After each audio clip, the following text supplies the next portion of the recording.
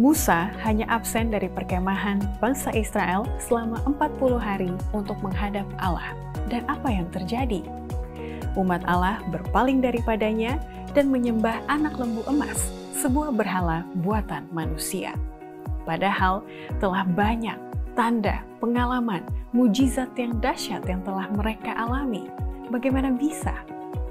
Mari kita belajar dari kejatuhan mereka melalui pelajaran ke-11, kuartal ketiga tahun 2025 dengan topik kemurtatan dan syafaat.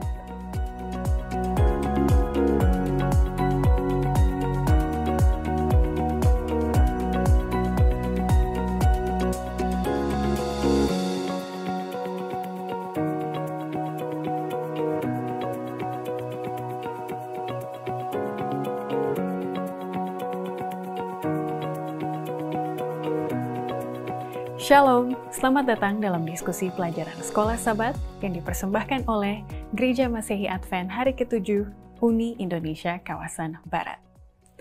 Bangsa Israel kuno sepertinya cenderung mudah melupakan Allah.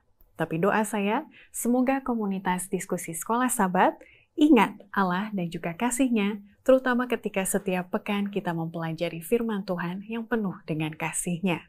Semoga juga kita ingat bahwa kita tidak sendiri karena ada saudara-saudara lain yang sama-sama berminat untuk mempelajari firman Tuhan dan juga mendoakan satu sama lain, paling tidak di akhir dari diskusi video Sekolah Sabat ini. Terima kasih untuk salam-salam yang telah masuk dan juga nama-nama baru yang menyapa kami, seperti Yatin Kukung, Ayub Lofri, Jonah di New Jersey, Amerika Serikat, Joseph BR, Menggertakan Jiwa, itu nama akunnya.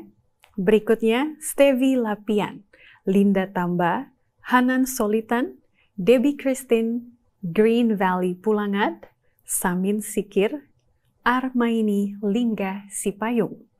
Ada juga beberapa komen yang saya ingin bacakan, seperti dari Arni Prastuti yang mengatakan, "Puji Tuhan untuk penjelasan Sekolah Sabat yang dapat memotivasi iman saya. Sungguh luar biasa." Amin. Untuk keluarbiasaan dari kasih Tuhan dan juga cara-caranya yang dahsyat untuk membuat kita mengerti dan juga mengalami pengertian tersebut. Dari Mojutan Jomi, Gereja Liabas, Sabah, Malaysia. Shalom, saya pertama kali mengikuti pelajaran Sekolah Sabat online ini. Secara jujur, mendapat banyak input dari hal hukum Tuhan yang diberikan oleh Tuhan kepada Israel. Puji Tuhan. Terima kasih untuk Bapak Mojutan yang sudah mengabarkan bahwa ini adalah kali pertamanya. Dan kami rindu untuk melihat juga jika ada saudara-saudara yang baru pertama kali melihat, silakan diberikan di kolom komen. Kami rindu untuk menyapa balik dan me-welcome, selamat datangi kita semua. Berikutnya, dari Lily Waro. Terima kasih program ini sebab menolong saya mengerti pelajaran Sekolah Sabat. Dan terakhir dari Bapak Manalu Washington yang mengatakan, amin untuk diskusi yang luar biasa ini, untuk menambah imun dan iman kita semua. Tuhan Yesus memberkati. Saya juga berharap bukan hanya iman kita saja yang bertumbuh, tetapi kesehatan kita juga meningkat karena kita sedang mendekatkan diri kepada Pencipta kita. Mari kita ingat untuk subscribe ke channel YouTube Gereja Advent Indonesia Barat, menyalakan lonceng notifikasi, dan membagikan link ini kepada saudara-saudara lain supaya kuat imannya dan juga sehat badani dan juga jiwanya. Dan nomor WhatsApp berikut ini juga akan membantu mental health kita, karena kita akan dilayani melalui doa dan juga pembelajaran firman Tuhan secara pribadi. Mari kita sambut dua narasumber kita yang telah hadir di studio Uni Indonesia Kawasan Barat. Mereka datang dari Jemaat Taman Harapan, Jakarta. Kedua gembala jemaatnya, Pendeta Muda Miracle Tilaar dan juga Pendeta Glenn Matindas. Shalom Pendeta, selamat datang. Shalom. Terima Shalom kasih. Pemirsa. Terima kasih sudah hadir kembali untuk yang kedua kalinya. Semoga tidak bosan-bosan lagi Pendeta, kalau diundang lagi masih mau? Tetap bersedia. Tetap bersedia, puji Tuhan. Minggu ini topik kita agak lebih serius daripada yang minggu lalu. Kita akan membahas pelajaran ke-11 dengan judul Kemurtatan dan juga Doa Syafaat. Mungkin bagi pemirsa, dua hal ini koneksinya di mana ya? Mungkin belum mendapatkan gambarannya, tapi ternyata ada koneksinya. Dan dari pengalaman Bapak Pendeta sendiri ataupun melihat kehidupan orang lain yang tanda kutip hampir murtad begitu ya. Bagaimana akhirnya kasih Allah menyelamatkan mereka, cara-caranya ataupun situasi kondisi saat itu. Boleh saya mulai dari Pendeta Tilar? Baik, kalau kita bicara tentang istilah murtad sendiri, kebanyakan orang berpikir kalau kita betul-betul sudah menyangkal iman kita. Mungkin saya lihat dari sudut pandang yang lain. Iya.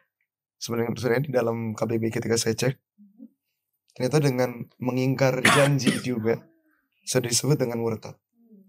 Artinya kalau kita bilang apakah pernah melihat ataupun bahkan mengalami, justru kita dalam kehidupan kita sebagai orang Kristen, bisa jadi kita sudah hari-hari mengingkar janji kita kepada Tuhan. Dan terkadang sadar, terkadang tidak. Itu dia. Yang jadi masalah apakah kita akan meminta kuasa Tuhan untuk menyadarkan kita. Ya, itu juga yang saya lihat dari pelajaran pekan ini.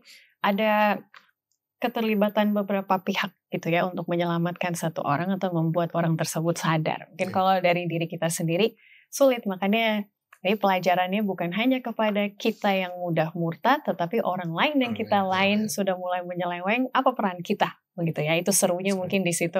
Dari pengalaman pendeta bagaimana? Memang sih kalau indikasi hampir murtad ya seolah-olah ya banyak ya pengalaman dengan seperti itu, apalagi saya sebagai pendeta ya. Tapi kalau meneliti kata hampir murtad berarti belum murtad kan gitu kan. Kalau hampir murtad berarti belum kan, berarti belum murtad. Mungkin yang dimaksud pertanyaan adalah indikasi apa yang mendekati murtad. Nah, ini harus hati-hati sekali karena memang sangat tipis ya perbedaannya, karena menghakimi juga gitu. Karena sangat tipis perbedaannya.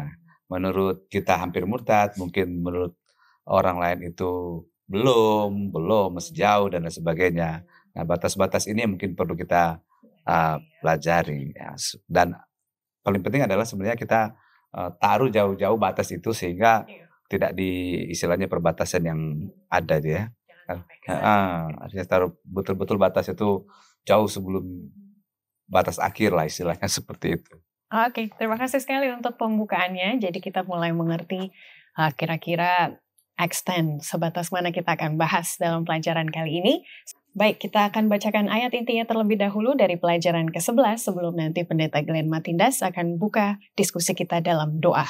Keluaran 32 ayat 31 dan 32 berisikan, lalu kembalilah Musa menghadap Tuhan dan berkata, bangsa ini telah berbuat dosa besar, sebab mereka telah membuat Allah emas bagi mereka. Tetapi sekarang kiranya engkau mengampuni dosa mereka itu, dan jika tidak, hapuskanlah kiranya namaku dari dalam kitab yang telah kau tulis. Silakan Pendeta Matindas. Mari berdoa. Pada kesempatan ini Bapa, kami akan berdiskusi pelajaran Sekolah Sabat, pelajaran yang ke-11, tentang kemurtatan dan syafaat. Kami membutuhkan Roh Kudus agar dapat menginspirasi kami tentang firman-Mu Tuhan, dan kami boleh mengambil banyak pelajaran rohani yang akan menguatkan kami, dan kami bertindak sesuai dengan firman Tuhan. Terima kasih, biarlah Roh Kudus mengurapi kami pada saat ini, dan kepada pemirsa semua yang menyaksikan akan siaran ini, Engkau akan mengurapi dengan Roh Kudus yang sama. Terpujilah Engkau Tuhan, di dalam nama Tuhan Yesus Kristus kami berdoa. Amin. Terima kasih Pendeta Glenn. Kita akan mulai dengan 2 pertanyaan yang telah masuk dari pemirsa sendiri. Kali ini datang dari Abung Bui Tirut. Saya akan arahkan kepada Pendeta Tilar untuk menanggapinya. Beliau menanyakan apakah ada keistimewaan dari angka 40. Beliau mencantumkan 3 contohnya seperti fase kehidupan Musa, 40 tahun di Mesir, 40 tahun di Midian, 40 tahun berada di padang gurun dalam kepemimpinannya. Berikutnya, adakah kaitan dengan 40 hari, 40 malam Yesus berpuasa? Dan juga, mengapa Tuhan membawa bangsa Israel berada di padang gurun selama 40 tahun juga? Begitu. Mungkin kalau dari kacamata saya pribadi, kalau ke Kanaan bisa dalam waktu yang singkat, kalau memang harus 40 tahun berarti kan agak maksa gitu lihatnya begitu. Silakan penjelasannya terutama dari firman Tuhan tentunya. Baiklah. Ketika dibilang bahwa apakah spesial angka 40? Ya, kalau kita mau lihat fakta yang ada, memang cukup istimewa. Apalagi kalau kita lihat fakta di dalam Alkitab, kalau sudah sering kali disebutkan, artinya ada penekanan tertentu sehubungan dengan hal itu. Artinya, apalagi ini erat kaitannya juga dengan kehidupan daripada Musa tadi. Bagaimana beberapa fase kehidupannya erat kaitannya dengan 40 tahun. Apakah kebetulan dalam firman Tuhan tidak pernah ada yang namanya kebetulan? Kita yakin Tuhan sebagai sutradara yang luar biasa, yang memiliki maksud yang sangat baik bagi setiap apapun yang ada dalam firman Tuhan. Untuk pertanyaan yang kedua tadi sehubungan dengan puasa, yes. Ya, kalau mau dibilang apakah ada hubungannya? Yang pertama kali kalau kita lihat yang berpuasa selama 40 hari adalah Musa. Kalau kita baca dalam buku Keluaran, bahwa sebelum dia naik ke Gunung Sinai untuk bertemu dengan Tuhan, dia berpuasa terlebih dahulu untuk mempersiapkan diri dia ketika dia akan menghadap hadirat Tuhan. Dan hal yang sama pun ketika Yesus jalankan sebelum dia memulaikan akan pelayanannya, dia juga berpuasa. Satu benang merah yang bisa kita ambil bahwa puasa ini merupakan satu hal yang mempersiapkan seseorang ketika Musa untuk menghadap Tuhan, tetapi ketika Yesus untuk melayani Tuhan dan boleh melakukan kehendak Tuhan. Artinya hal yang penting untuk kehidupan kita. Yeah. Jadi jangan Bapak Ibu cuma berpikir bahwa puasa kalau kita mau meminta sesuatu saja. Tapi untuk menolong kita mempersiapkan diri kita supaya memiliki kehidupan yang lebih baik, ya, patut juga kita jalankan seperti apa yang Musa dan Yesus sudah contohkan. Untuk pertanyaan terakhir, mungkin kita boleh buka di dalam Keluaran pasalnya yang ke-13, ayatnya yang ke-17. Setelah Firaun membiarkan bangsa itu pergi, Allah tidak menuntun mereka melalui jalan ke negeri orang Filistin, walaupun jalan ini yang paling dekat. Sebelum saya baca sisa ayatnya, selama ini kita berpikir bahwa oleh karena keras tengkuk bangsa ini, sehingga sepertinya Tuhan mau menghukum mereka, Tuhan mau membentuk mereka, meskipun memang ada catatan itu. Di balik hukuman yang mau saya sampaikan ada berkat Tuhan. Berkat Tuhan di ayat selanjutnya, di lanjutan daripada ayat ini. Sebab firman Allah, jangan-jangan bangsa itu menyesal apabila mereka menghadapi peperangan, sehingga mereka kembali ke Mesir. Meskipun lebih singkat, ya, kalau di peta, jalan untuk menuju ke Kanaan itu ada di garis lurus. Dan itu harus lewat Filistin. Tapi kalau kita lihat perjalanan bangsa Israel putar-putar begini. Untuk sampai di sana. Terlepas daripada mungkin cara Tuhan di ayat lain memang sampaikan seperti itu. Untuk membentuk mereka. Tetapi di sisi lain kita boleh melihat ada berkat Tuhan. Di balik situasi yang sulit kelihatannya. Ini pelajaran buat kita juga bahwa terkadang situasi sulit buat kita ada berkat Tuhan di balik itu. Karena Tuhan gak mau bahwa bangsa ini baru keluar langsung menghadapi peperangan.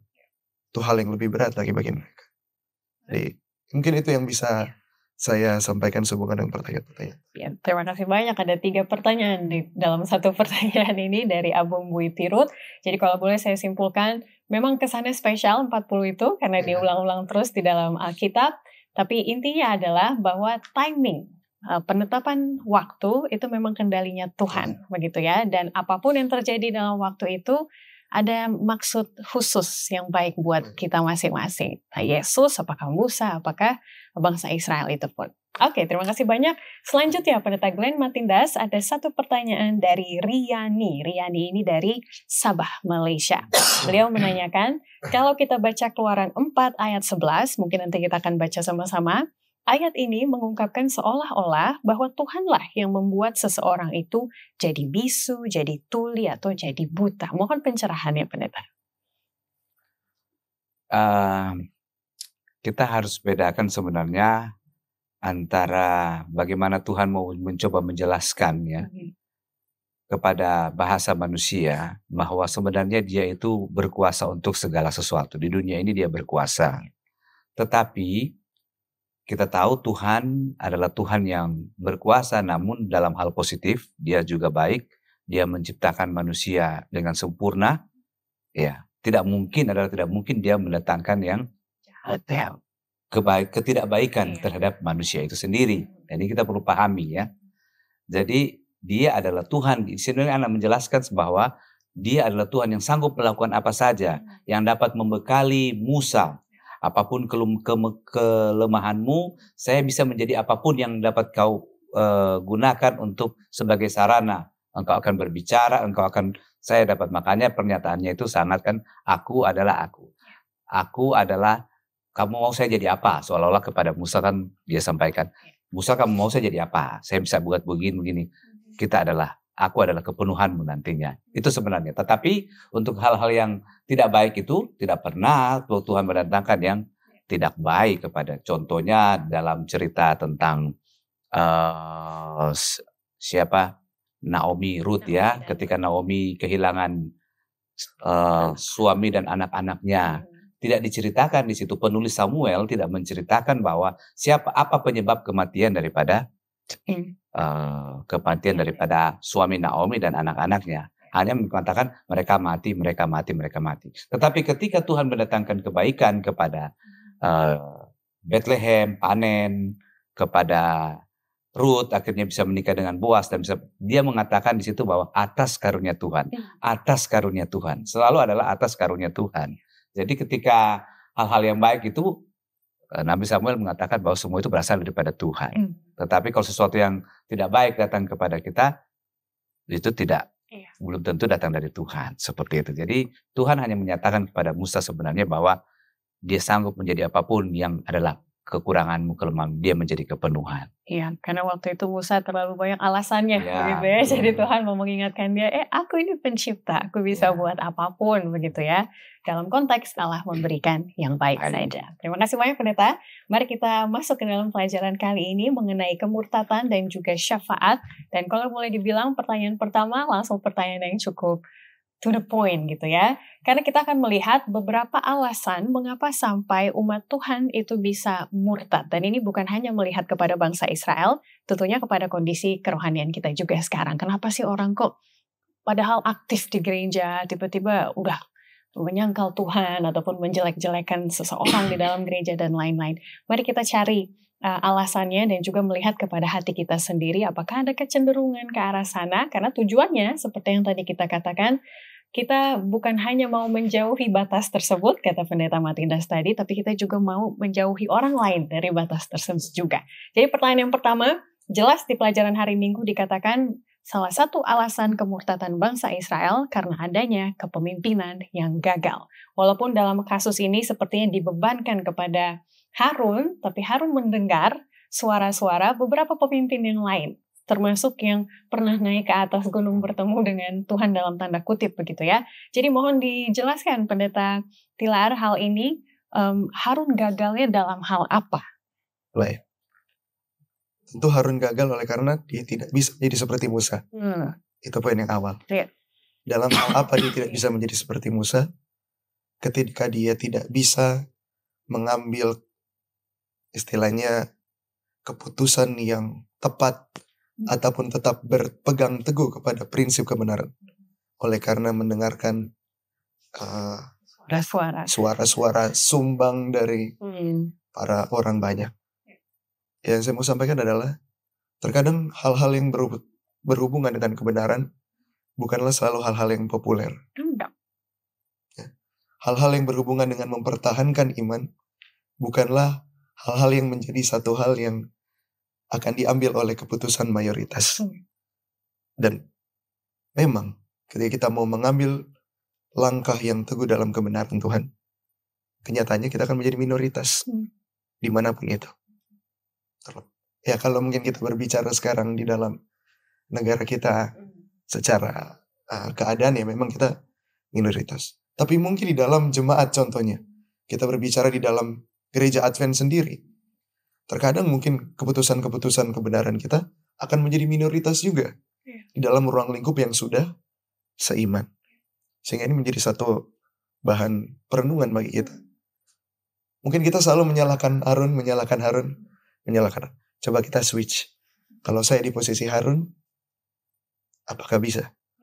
Apa kita mau menyenangkan hati orang atau kita mau menyenangkan hati Tuhan? Itu pertanyaan buat kita. Jadi Sebelum bangsa Israel mau menyenangkan hati Tuhan yang terlihat, gitu ya. Akhirnya mereka buat sesuatu supaya bisa kelihatan. Makanya penting juga untuk kita renungkan pertanyaan di bawah hari Minggu, bagaimana mungkin Harun seorang pemimpin bisa begitu lemah? Dengan cara apakah Harun berusaha membenarkan tindakannya yang mengerikan itu di dalam hatinya sendiri? Dan juga penerapan hidup nomor 1. Mengapa kita manusia memiliki ingatan yang begitu pendek terhadap hal-hal besar yang telah Tuhan lakukan bagi kita? Karena kita mudah lupa, begitu ya. Padahal Tuhan sudah bantu kita dan juga banyak berbuat baik pada kita. Oke, kita lanjutkan, Pendeta, sebelum mau break setelah ini. Karena kita tahu alasan lain orang murtad bukan hanya karena orang lain yang menjadi batu sandungan, begitu ya. Kita tidak harus melihat kepada kepemimpinan, karena orang lain juga bisa membuat orang lain murtad. Tapi yang kedua, karena ada sesuatu yang menjadi penghalang antara hubungan kita dan juga Tuhan. Apakah itu? Tetaplah bersama kami, jangan kemana-mana.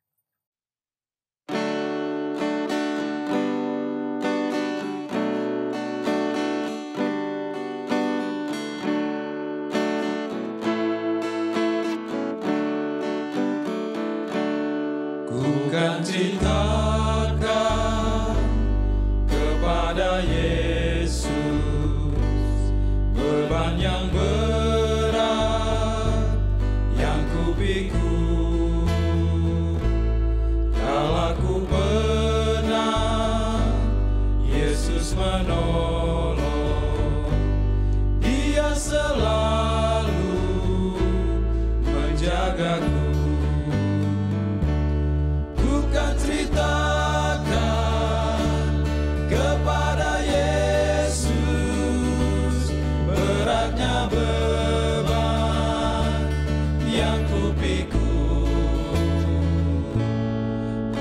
Ceritakan kepada Yesus, hanyalah Yesus penolongku. Ku kan ceritakan kepada Yesus, dukalah rada dalam hidupku. Sahabat yang setiawan, dengan doa duka terhapus. Ku kan ceritakan kepada Yesus beratnya beban yang kupikul. Kan ceritakan kepada Yesus, hanyalah Yesus penolongku. Dunia ini jahat menggoda agar ku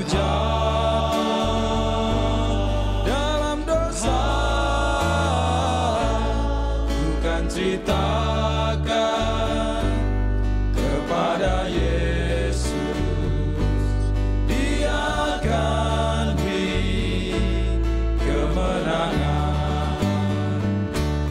Ku kan ceritakan kepada Yesus beratnya beban yang kupikul.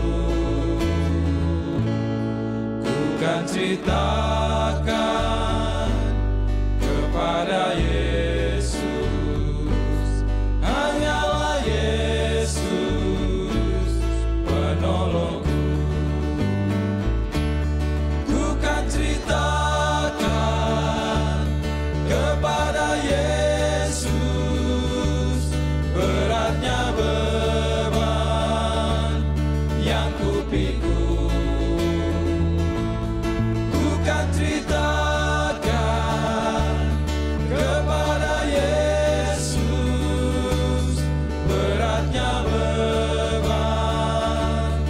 yang ku pikul.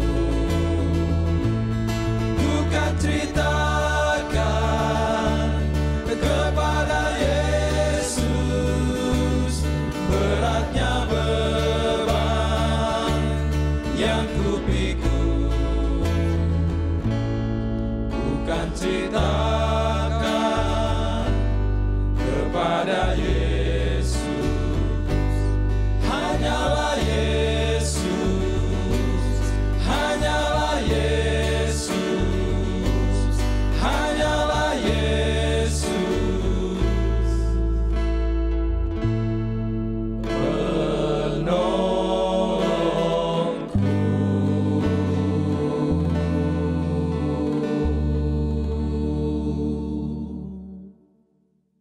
Terima kasih masih tetap bersama dengan kami untuk melanjutkan pelajaran firman Tuhan melalui Sekolah Sabat. Kita melihat tadi selain kemurtatan karena orang lain yang menjadi batu sandungan, ada juga berhala-berhala dalam kehidupan kita yang menghalangi hubungan kita dengan Allah.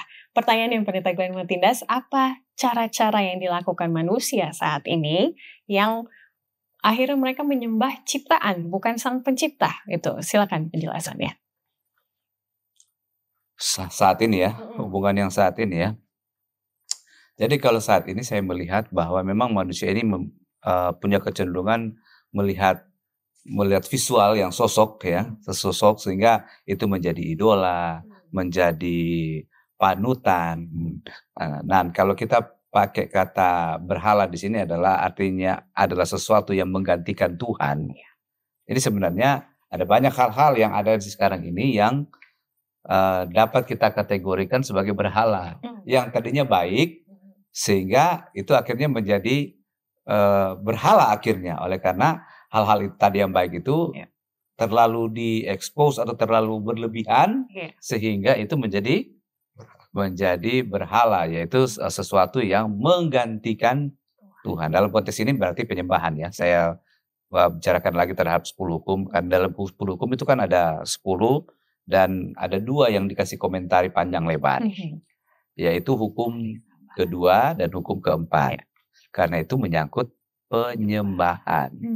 Karena itu menyangkut penyembahan. Jadi sangat hati-hati sekali di dalam berhala ini, karena berhala itu adalah menggantikan Tuhan, penyembahan kepada yang lain. Jadi sesuatu yang kita lebih-lebihkan, yang sesuatu yang kita idam-idamkan melebihi daripada Tuhan sendiri, itu adalah berhala. Nah, saya tidak bisa di dalam pelajaran Sekolah Sabat kita sebenarnya sangat ada detailnya itu ya, disampaikan detailnya, tapi kita nggak perlu baca, saudara baca di rumah saja bahwa ada detail itu apa saja yang dapat menjadi pemicu menjadi menjadi berhala bagi kita semuanya. Iya. Uniknya di list dari hal-hal yang bisa menjadi berhala, di akhirnya dikatakan daftar ini tidak ada habisnya. Ya, jadi betul. silakan isi sendiri begitu ya, apa saja yang menjadi berhala. Itu juga yang kita diajak oleh penulis Sekolah Sabat, misalnya di penuntun guru penerapan hidup nomor 2, apa yang dapat menjadi anak lembu emas dalam hidup kita. Karena konteksnya yang kita pelajari ketika bangsa Israel di bawah kepemimpinan Harun membuat lembu emas untuk mereka sembah. Berikutnya saya arahkan kepada pertanyaan hari Senin di bagian bawah. Apa sajakah cara-cara yang dilakukan manusia saat ini untuk menyembah ciptaan dan bukan menyembah sang pencipta? Juga hari Jumat nomor 1. Kita diajak untuk merenungkan dengan lebih detail lagi. Jadi silakan dilakukan itu secara pribadi maupun di UKSS masing-masing. Setelah melihat 2 alasan utama bangsa Israel jatuh secara moral dan juga rohani karena kepemimpinan yang gagal dan juga karena ada berhala lain yang menghalangi mereka dengan Tuhan, kita juga mau melihat apa sih konsekuensinya sampai Tuhan katakan jangan ada Allah lain di hadapanku. Sesuatu hal yang mungkin manusia karena kita terbatas, kita tidak bisa melihat ke depan, tapi Allah kan sudah tahu ya, ini hal-hal yang mau Allah hindarin yang tidak dilihat bangsa Israel waktu itu. Apa saja pendeta? Kalau kita lihat di dalam hal ini, ketika bangsa Israel, ataupun kita bicara sehubungan dengan kita umat Tuhan, apa dampak negatif? Saya langsung bilang negatif saja, karena tidak ada yang positif. Dan apakah yang akan kita tuai dengan penyembahan berhala. Kalau kita lihat di dalam pelajaran kita, hal-hal ini akan menyita waktu, fokus, imajinasi kita, dan Tenaga. segala hal. Kalau kita baca di dalam buku Wahyu ketika 24 tua-tua itu berdoa, mereka sampaikan kan, bagi engkau layak kami akan puji, syukur, segala macam. Artinya penyembahan bukan hanya bersifat penyembahan kita berdoa dan lain sebagainya. Ketika kekuatan kita habiskan di sana. Ketika harta kita habiskan di sana. Ketika waktu kita habiskan di sana. Sudah termasuk dalam konsep penyembahan. Dan selain daripada Tuhan sudah pasti itu berhala. Dan itu yang tadi saya bilang bahwa akan menyita hal-hal ini. Dan Yakobus sampaikan bahwa seorang yang mendua hatinya tidak tenang, tidak fokus. Jadi bergeser. Tujuan Tuhan dalam kehidupan kita jadi berbayang.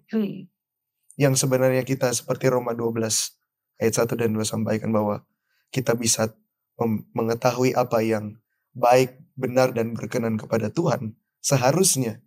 Tapi oleh karena berhala-berhala ini, jadi kita tidak tahu. Fokus kita terbagi. Kita akan menikmati dan mengabdikan hidup kita kepada sesuatu ataupun seseorang yang lain. Jadi kita tidak bisa memberikan 100%. Ini ada hubungan dengan pelajaran kita. Kasih kita kepada Tuhan itu gak bisa 100%. Penurutan kepada Tuhan itu akan jadi sulit. Oleh karena ada sosok lain yang kita kagumi juga dalam kehidupan kita. Dan itu akhirnya menjadi satu hal yang akan terjadi ketika penyembahan berhala ini terjadi. Akan mengubah banyak hal. Akan mengubah diri kita. Akan mengubah kepribadian kita. Sehingga kita sudah lupa bahwa kita ini umat Tuhan. Yang spesial. Spesial itu. Kita lupa tugas kita. Kita lupa tujuan kita. Ketika penyembahan berhala itu terjadi. Amin, puji Tuhan. Dan kalau boleh dilihat dari luar sepertinya masih di surface gitu ya. Kita ngomongin gak mendalam. Tapi kalau saya pribadi ketika mendengar pendeta berbicara jadi mulai menggambarkan gitu apa ya dalam hidup ini. Semoga itu juga yang akhirnya dirasakan oleh pemirsa dalam perenungan kita. Menarik juga untuk dipelajari pendeta Glenn Matindas, reaksi Tuhan terhadap kemurtatan bangsa Israel ini. Pas di depan matanya, mungkin orang Israel melihat Allah mana yang gak kelihatan mau buat sesuatu, tapi Allah kan melihat semuanya. Akhirnya apa yang dilakukan Tuhan? Ini yang mau kita pelajari supaya menjadi landasan ketika ada orang lain yang seperti itu, ataupun kita yang juga seperti itu, kita mau melihat teladan dari Allah dulu. Oke. Pertama kan Tuhan sudah berikan dulu ini perjanjian ini kepada mereka. Tuhan sudah berikan, bacakan, dan mereka semua mengatakan waktu pelajaran yang lalu kita pelajari bahwa kami akan melakukannya. Kami akan melakukannya. Belum lama. Lupa. Ya, mereka sudah bukannya lupa. Bisa saja ada kemungkinannya. Bisa saja mereka lupa. Atau bisa saja mereka mendahului Tuhan, bahkan berinisiatif menurut pemikiran mereka. Ya kan Tuhan menggunakan lembu untuk dapat perjanjian kami ini, darah lembu. Kita buat saja ini patung lembu, inilah Tuhan kita. Wong Tuhan tidak kelihatan, mungkin wajahnya seperti ini. Ini mungkin ya, kita saja bisa berandai-andai. Tetapi apapun itu seperti kelihatan masuk akal. Ketika tidak sesuai dengan perjanjian. Tidak sesuai dengan yang Tuhan perintahkan. Mau inisiatif sendiri atau lebih maju kita punya pemikiran. Kita hanya berpatokan kepada menurut apa yang Tuhan sudah perintahkan. Ketika dia bilang jangan menyerupai apapun. Ya jangan. Ya itu adalah berhala. Dan berhala kita sudah tahu itu adalah menyukakan hati. Memisahkan itu sebagai pematok pemisah antara apa? Umat dengan Tuhan. Padahal Tuhan mau dekat dengan Tuhan. Sekarang terpisah oleh karena apa? Berhala ini. Jadi tidak bisa kita istilahnya mengurangi apa yang Tuhan katakan atau menambahkan apa yang Tuhan sudah katakan. Jadi mungkin beberapa orang mengatakan, mungkin wajarlah mereka nggak tahu kok wajah Tuhan itu seperti apa. Jadi mereka buat aja ini lembu. Jangan-jangan seperti inilah yang memimpin kami. Kan katanya begitu kan? Memimpin kami keluar dari Mesir, ya. Tetapi kesalahan mereka adalah Tuhan sudah beritahukan sebelumnya. Jadi tidak ada sesuatu yang terjadi sebelum Tuhan memberitahukan semuanya. Tuhan menghukum mereka karena Tuhan sudah kasih tahu lebih dulu kesalahan ini kalau ada akan terjadi kesalahan dan konsekuensinya sangat berat. Betul. Walaupun niat awalnya Tuhan ingin menghukum karena Dia Allah yang adil. Ini kan udah perjanjian yang diputus lah ya gitu. Tapi akhirnya Dia mendengar juga permohonan Musa. Akhirnya kita melihat juga belas kasihan. Bagaimana pendeta melihat dua hal ini bersamaan? Pendeta, ada keadilan, ada kasih juga, ada dikasih kesempatan. Ya, inilah yang unik sebenarnya ya, karena di mana ada kemurtatan, sebenarnya intinya di mana ada kemurtatan dibutuhkan syafaat, dibutuhkan perantara untuk mendamaikan ini semuanya. Ini pendamaian, dan Musa merupakan prototipe daripada Yesus Kristus yang akhirnya mendamaikan dunia ini ya, dosa dan dunia ini. Dan Musa melakukan apa yang seperti yang Yesus lakukan, yaitu dia berbicara kepada Tuhan, dia meredahkan amarah Tuhan sehingga tidak jadi tidak jadi memusnahkan akan bangsa Israel ini dalam kemurtatan mereka. Jadi inilah kata mereka yang melanggar tapi Tuhan sudah menyediakan sarana sebenarnya dalam hidup. Tuhan tahu mungkin walaupun mereka sudah mengucapkan 3 kali dengan teriakan kami akan, tapi Tuhan Maha tahu, pasti Tuhan tahu juga mereka pasti akan apa? Ya. Pasti mereka tidak akan, karena Tuhan ada pertanyaan kayaknya tadi sebelum mungkin tidak sempat ditanyakan bahwa kenapa kok Tuhan ada apa istimewa kok Tuhan sayang sekali kepada bangsa Israel ini, kok mereka sudah berkali-kali, tetapi karena Tuhan juga ingat, Dia mengingat perjanjiannya dengan Abraham, Ishak dan Yakub, karena dia sudah berjanji kepada mereka. Jadi ini yang menjadi perjanjian yang kekal yang tidak akan berakhir oleh waktu. Jadi ketika bangsa itu murtad ya, permurtadan, Musa ingat ya, di situ Musa kasih ingat, kamu kan Tuhan, engkau sudah berjanji kepada Abraham, Ishak dan Yakub untuk membuat mereka menjadi bangsa yang besar. Masakan mereka akan musnah di padang. Jadi inilah syafaat yang akhirnya mengantarai sehingga murka Tuhan tidak terus-menerus kepada bangsa Israel. Mantap. Jadi disitulah kita melihat sifat keadilan dan juga kasih berjalan bersamaan dalam perjanjian ini. Dan itu hanya memungkinkan jika ada Tuhan di sana. Kalau manusia susah ya pendeta ya, mau adil dan kasih di saat yang bersamaan. Kita akan lanjut melihat bagaimana Tuhan merespon kepada kemurtatan bangsa Israel. Bagaimana seharusnya kita sekarang pertanyaannya? Belajar dari Musa dan juga Harun, bagaimana kita baiknya menanggapi kemurtatan. Kalau boleh saya ambil kata kunci satu dari pendeta tadi, ada perantara. Mungkin kita yang bisa jadi orang yang mendoakan gitu ya seseorang, atau apa lagi pendeta yang bisa kita eksplor. Silakan. Baiklah, kalau kita boleh lihat pengalaman daripada Musa sebagai pengantara dari bangsa Israel kepada Tuhan, kita boleh melihat bagaimana satu motivasi utama mengapa dia bisa memperjuangkan dengan luar biasa bangsa ini di hadapan Tuhan. Oleh karena kasihnya kepada bangsa ini. Terkadang yang membuat kita agak sulit untuk mengentari orang lain, mungkin kita belum terlalu menaruh kasih. Ataupun kita nggak usah, kalau mungkin kita berbicara kasih mungkin harus ada hubungan. Peduli. Tapi dalam hal ini adalah keselamatan orang tersebut. Itu yang menjadi satu penghambat bagi seseorang untuk mengantarai supaya orang itu memiliki hubungan yang baik kembali dengan Tuhan. Dan itulah yang membuat bagaimana Musa sampai. Dia bilang, ya sudah, hapuskan aja nama saya kan. Yang penting bangsa ini selamat. Sampai sebesar itu kerinduan dia akan keselamatan orang lain. Dan itu juga menjadi satu hal yang boleh menjadi poin penting bagi kita. Ketika kita akan mengantarai, ketika kita akan menjadi alat Tuhan untuk boleh memperbaiki hubungan orang lain yang rusak dengan Tuhan sebelumnya. Dan yang lain kita boleh lihat bagaimana, sebagaimana yang pendeta Glenn sampaikan, mengingatkan kembali akan janji-janji Tuhan. Ya, mengingatkan kembali akan janji-janji Tuhan. Karena Alkitab kita ini banyak sekali janji Tuhan. Dan terkadang kita lupa hanya oleh karena masalah-masalah sedikit lupa akan janji-janji Tuhan yang banyak. Dan yang menarik adalah Musa di dalam hal menyampaikan ataupun mengantarai ini tidak tersulut amarahnya. Terkadang ketika kita akan mengantarai dalam tanda kutip, ya karena kita lihat orang ini mungkin melakukan hal yang salah, ada celah bagi amarah kita, ada celah bagi ego kita.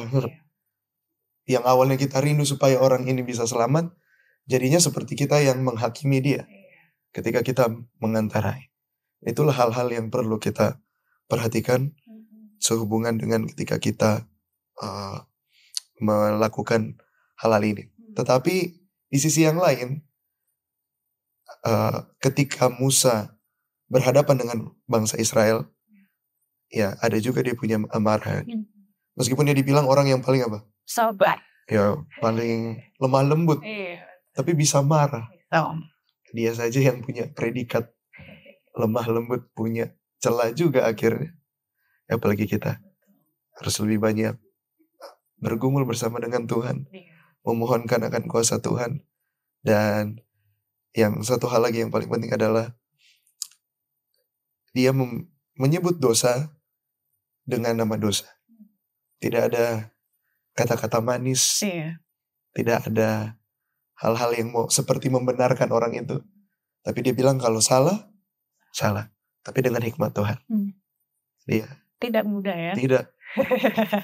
Belajar dari Musa. Kalau memang kita bisa lakukan itu, kita sudah tarafnya pemimpin ini. Pemimpin bangsa yang besar.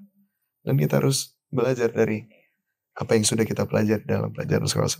Terima kasih. Mungkin tambahan Pendeta Glenn dari pengalaman Pendeta mendamaikan orang misalnya, atau mendamaikan orang dengan Tuhan. Kadang kita sebagai perantara banyak pengorbanan juga yang harus kita lakukan. Korban perasaan mungkin.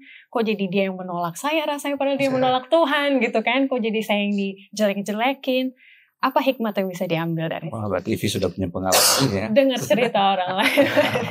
Ya seperti itulah. Kadang-kadang kita tidak sempurna di dalam menjadi perantara. Tetapi yang dapat kita lakukan sebenarnya adalah kita bisa menjadi pendoa. Siapa itu jadi perantara, pendoa sudah baik. Kemudian yang kedua, kalau kita mau lebih maju lagi, mungkin kita bisa menghubungi pihak-pihak yang ada kaitannya ini ketika ini kita bisa hubungi, tapi bukan untuk mengungkit atau membela satu dengan yang lain.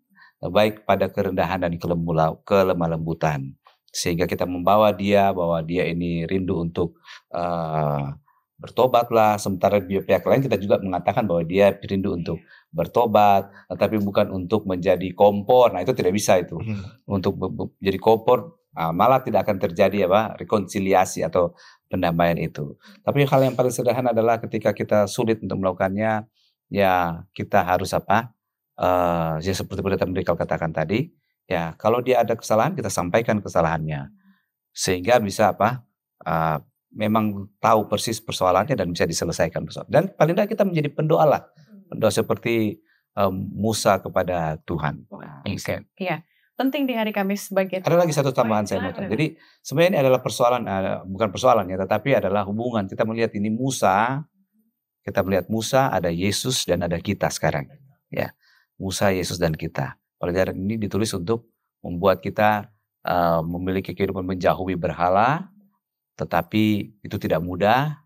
Ya, tetapi ada perantara bagi kita untuk dapat memudahkan kita supaya kita bisa Kita bisa mengikuti apa yang Tuhan kata. Dan pelajaran ini ditulis untuk menjadi satu memang pelajaran bagi kita. Karena kita sama seperti bangsa Israel ini ya, baru mengatakan iya. Kadang-kadang contoh ya di awal Januari kita, Tuhan saya mau mulai sekarang baca, follow the Bible. Saya akan baca Alkitab mulai 1 Januari. 1 Januari sampai 10 Januari aman, lancar. Begitu masuk ke belasan Januari sudah mulai pot-potan baca firman Tuhan. Dan akhirnya ya cuma sampai di kitab Kejadian selesai, gak lanjut lagi. Seperti itu karena komitmen kita dengan Tuhan ini berubah-ubah. Tetapi sekali lagi Tuhan mengerti dengan situ. Tapi Dia akan kirimkan Musa bagi kita melalui Roh Kudus untuk mengingatkan kita akan komitmen kita yang sesuai dengan pelajaran ini adalah menjauhi berhala itu. Jadi jangan sakit hati kalau ada Musa yang datang begitu ya untuk mengingatkan kita. Ada dasar yang penting di sini dikatakan Musa meminta Tuhan sendiri untuk menanggung dosa-dosa umat. Jadi bukan dia yang berjasa dalam hal ini. Dia mau Tuhan, tolong bantu Tuhan lah yang tanggung lah. Dia kesusahan ini orang ini, saya juga mungkin gak bisa bantu maksimal gitu ya. Jadi kembali lagi yang menanggung semuanya ini adalah Yesus itu sendiri. Dan terakhir saya mau arahkan kepada pertanyaan hari Jumat nomor 3. Penerapan hidup nomor 3 sampai nomor 6. Oh, ada banyak sekali yang bisa kita renungkan dan juga diskusikan bersama. Tetaplah bersama kami, mari kita simpulkan bersama setelah ini. Harvest 2025. Departemen Rumah Tangga Uni Indonesia Kawasan Barat mengajak kita semua terlibat di dalam satu skop, satu keluarga berhasil menuntun satu jiwa datang kepada Kristus. Dengan cara bagaimana? Metode Yesus sangat terbukti. Ia berbaur, ia bersimpati, ia memenuhi kebutuhan, barulah ia meyakinkan mereka, memenangkan keyakinan mereka, baru dia mengajak mereka, ikutlah aku. Jadi keluarga-keluarga, ini adalah kewajiban kita untuk terlibat secara aktif di dalam penuaian 2025. Jaminan Tuhan, Ia akan memberkati kita dengan berkat yang luar biasa oleh karena keterlibatan kita di dalam pelayanan membawa jiwa kepada Kristus. Salam Harvest 2025. Puji Tuhan, sekarang kita sudah bisa melihat kaitan dari kemurtatan dan juga doa syafaat. Ternyata doa-doa yang kita lakukan hari Sabat itu tidak terkungkung di gereja saja, itu maknanya sangat luas dan sangat personal kalau kita mau terapkan itu dalam kehidupan pribadi. Jadi saya kembalikan kepada para narasumber untuk menyimpulkan apa yang bisa menjadi pelajaran bagi kita pribadi ataupun ketika kita juga menangani orang-orang yang menjauh daripada Tuhan. Saya mulai dari Pendeta Tilar. Baiklah. Tentu ketika kita sudah belajar, diharapkan bahwa kita bisa menjadi seperti Musa. Kita bisa menjadi pembawa syafaat, ataupun juga menjadi syafaat yang hidup bagi orang lain. Tapi yang saya ingin menjadi satu penekanan bagi kita adalah, seperti yang saya sudah sampaikan di awal. Marilah kita tumbuhkan kerinduan sehubungan dengan keselamatan orang lain. Mari kita tumbuhkan itu. Seperti yang Mrs. White sampaikan bahwa mau panggilan apapun kita, tetapi kita harus punya interest yang sama di dalam keselamatan jiwa-jiwa. Mungkin kita berbeda-beda, kita punya cabang penginjilannya. Mungkin beda-beda, ada yang sebagai pendeta, ada yang mungkin dalam penyiaran, mungkin dalam seperti ini, atau mungkin secara langsung, dan lain sebagainya. Marilah kita jalankan itu semua. Ini ada hubungannya juga dengan harvest ya. Bagaimana kita boleh menjalankan segala tugas tentang jawab yang Tuhan telah percayakan. Tetapi terlebih dahulu marilah coba kita doakan. Tuhan tolong saya, supaya saya bisa ada kerinduan sehubungan dengan keselamatan daripada orang lain. Dan di sisi yang sama, kita pun juga sementara mempertahankan keselamatan yang Tuhan sudah berikan bagi kita. Iya, dan kalau sudah kita doakan, Roh Kudus akan ingatkan. Gak mungkin tidak dikerjakan kalau kita doakan. Gitu kan. Terima kasih sekali Pendeta. Silakan ditambahkan semangat untuk harvestnya juga Pendeta. Jangan kita menyerah ya terhadap tugas dan tanggung jawab yang dipercayakan kepada kita. Nah, seperti Musa. Jadi kalau saya melihat dia sebagai pendoa syafaat ini memang adalah Tuhan uji. Kalau kita lihat di dalam Keluaran pasal 32 ada beberapa kali di sana dikatakan bahwa Tuhan berfirman kepada Musa, pergilah, turunlah sebab bangsamu. Soalnya itu enggak seolah-olah Tuhan limpahkan kesalahan itu kepada Musa. Kamu punya bangsa itu yang kau pimpin dari tanah Mesir telah rusak lakunya. Kemudian di ayatnya yang ke-9 lagi firman Tuhan kepada Musa, telah kulihat bangsa ini dan sesungguhnya mereka adalah suatu bangsa tegar tengkuk. Udah tegar tengkuk, udah apa lagi tadi? Bangsamu itu tegar tengkuk. Lalu kemudian oleh sebab itu ayatnya yang ke-10, oleh sebab itu biarkanlah aku supaya murkaku bangkit terhadap mereka dan aku akan membinasakan mereka. Jadi Musa seandainya dia tidak memiliki kesabaran, penyerahan kepada Tuhan, mungkin dia katakan, jalani saja Tuhan, saya juga udah menyerah, saya sudah kapok. Jadi apa yang saya mau bingkai di sini adalah, sebenarnya Tuhan sedang mendidik Musa juga. Saya mau lihat dengan saya menyampaikan ini, apa reaksimu? Apa reaksimu? Apakah engkau akan tetap sabar, tetap menjadi doa syafaat dan lain sebagainya, atau bagaimana? Nah, jadi Tuhan sedang, di sisi lain Tuhan melalui peristiwa ini, dia memang menjadi pendoa syafaat yang perantara yang luar biasa antara bangsa dengan Tuhan. Dan Tuhan berkenan kan, karena Tuhan sebenarnya sedang membentuk karakter daripada Musa itu sendiri. Nah, apa hubungannya dengan kita di dalam harvest kita? Ya, kita sebagai pelayan Tuhan. Kita dipilih Tuhan. Ketika kita mengikrarkan diri menjadi murid Tuhan, kita harus memuridkan orang lain. Dan ini tidak mudah. Perlu kesabaran. Kadang-kadang murid-murid ada yang bandel, ya. Ada yang kabur. Ada kalanya saya punya pengalaman, saya sudah berkhotbah, mengajar, menghabiskan waktu, tenaga, uang untuk jiwa-jiwa ABC, misalnya ya, untuk jiwa ABC, tapi tidak ada tanda-tanda, mereka malah mendurhaka, malah tidak ada tanda-tanda. Rasanya kita mau give up, mau kecewa. Tapi setelah pelajarin tentang Musa ini, syafaat ini, saya melihat bahwa sebenarnya Tuhan sedang didik kita juga untuk menjadi seorang pekerja yang sabar. Nah, saudara pemirsa, kalau jemaat kita ataupun gereja kita belum terlibat dalam harvest ini karena ada banyak tantangan, sabar. Berdoa, menjadikan syafaat sehingga kita boleh terlibat di dalam harvest. Dan saya yakin pasti Tuhan akan Tuhan akan memberikan kepada kita sesuai dengan doa-doa kita untuk terlibat di dalam program harvest ini. Amin. Sabar. Okay. Karena memang Tuhan sedang melalui program yang dicanangkan oleh higher organisasi ini adalah untuk membuat kita sabar. Karakter. Karena kan banyak ada orang yang ngapain lagi program seperti ini, ngapain lagi seperti ini, seperti itu. Nanti kita susah sekali. Tetapi ini adalah apakah kita mau didik kita untuk apa? Taat, patuh, sabar. Karena memang yang melakukan itu bukan kita sebenarnya, karena adalah Tuhan yang akan bekerja. Semua. Iya, seperti itu. Terima kasih sekali Pendeta. Mari kita doakan ini semua karena kita mau ini jadi aplikasi kita tentunya. Saya serahkan ke Pendeta Tilhar untuk berdoa. Baik. Mari kita berdoa. Bapa kami yang bertata dalam kerajaan surga, kami datang di hadapan Tuhan mengucapkan syukur untuk satu kesempatan yang indah dengan pekabaran firman Tuhan melalui diskusi sekolah sahabat yang telah kami laksanakan.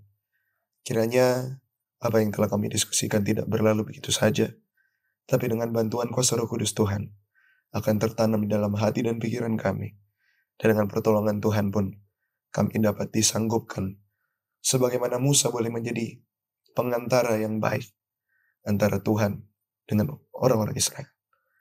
Kiranya pun di dalam kehidupan kami boleh sama seperti Musa.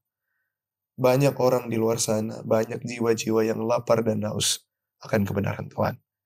Dan merupakan satu kewajiban bagi kami untuk boleh mengantari mereka kembali lagi kepada Tuhan. Meskipun ini adalah hal yang sulit, terkadang akan menguji kesabaran kami, terkadang akan menguras banyak hal dalam kehidupan kami. Tetapi kami telah belajar, dengan cara inilah Tuhan mau membentuk kami juga, untuk boleh memiliki karakter yang sempurna, semakin hari semakin mirip seperti Kristus. Berkatilah kami Tuhan, di dalam menjalankan akan program Harvest 2025. Kiranya Tuhan akan tetap menolong kami, berikan semangat, jangan pernah membuat kami kecewa dengan apa yang kami sudah jalankan, tetapi Tuhan akan berikan kekuatan bahwa seluruh firman yang telah keluar tidak akan kembali dengan sia-sia. Berkatilah pemirsa yang hadir, kiranya kami semua akan senantiasa dikuatkan, dan kiranya Roh Kudus-Mu akan senantiasa ada bersama dengan kami. Inilah yang menjadi doa dan permohonan kami Tuhan, di dalam nama Yesus kami berdoa. Amin. Terima kasih banyak kepada Pendeta Muda Miracle Tilaar dan juga Pendeta Glenn Matindas untuk kebersamaannya. Mari saudara-saudara kita doakan keluarga dari Bapak Pendeta ini masing-masing dan juga jemaat yang mereka layani, yaitu Jemaat Taman Harapan di Jakarta. Mari kirimkan salam Anda kepada kami maupun kenalan saudara melalui komen, juga buah pikiran dan juga pertanyaan yang mungkin Anda miliki, kami akan menanggapinya di pelajaran pekan-pekan mendatang. Mari juga follow media sosial Gereja Advent Indonesia Barat dan bagikan video ini kepada jemaat Anda sekalian, supaya terutama Jemaat Taman Harapan bisa menyaksikan pelayanan dari gembala jemaatnya. Diskusi Sekolah Sabat akan kembali hadir pekan depan untuk melihat hubungan yang erat antara Musa dan juga Allah. Terlepas dari panggilan Allah kepada bangsa Israel, Allah juga memanggil kita secara individu, bukan? Sampai jumpa kembali, Tuhan memberkati.